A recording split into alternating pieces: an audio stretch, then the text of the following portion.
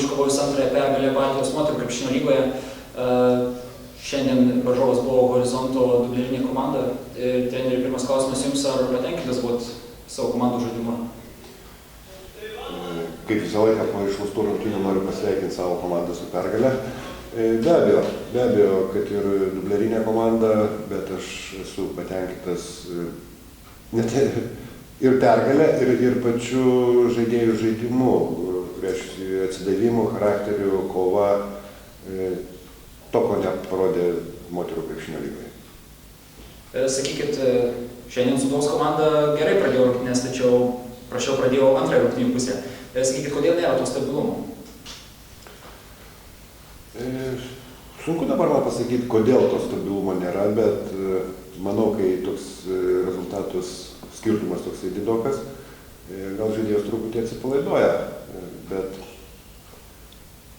jau nebuvo tokia didelė duobė kaip ankstesnėse rungtynėse, tai galima sakyti, gal po truputį mes taisom tas klaidas ir manau, kad mes ateityje stengsimės pradėti geriau tiek pačias rungtynių pradžias, tiek antrąją pusę. Ar toks geras pasirodymas tiek tavo, tiek komandos pridavė šiek tiek daugiau motyvacijos po patirtų pralaimėjimų praeitą savaitę Vilniuje?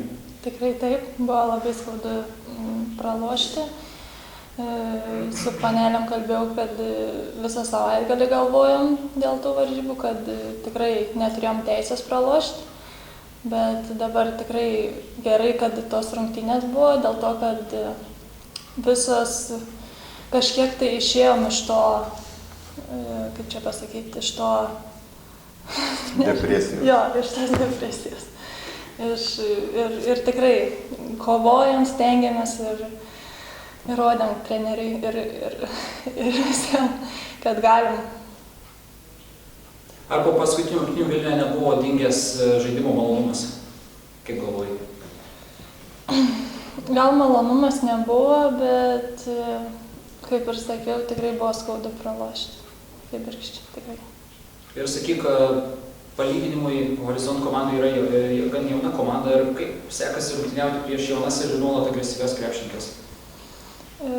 Iš jų labai sunku taktiškai kažko tai laukti, jos labai greitas, labai staigias, tas aikštelėje chaosas kartais ir mumis įvelia į chaosą ir taip gaunasi, kad ir mes chaosiškai žaidžiam ir jos.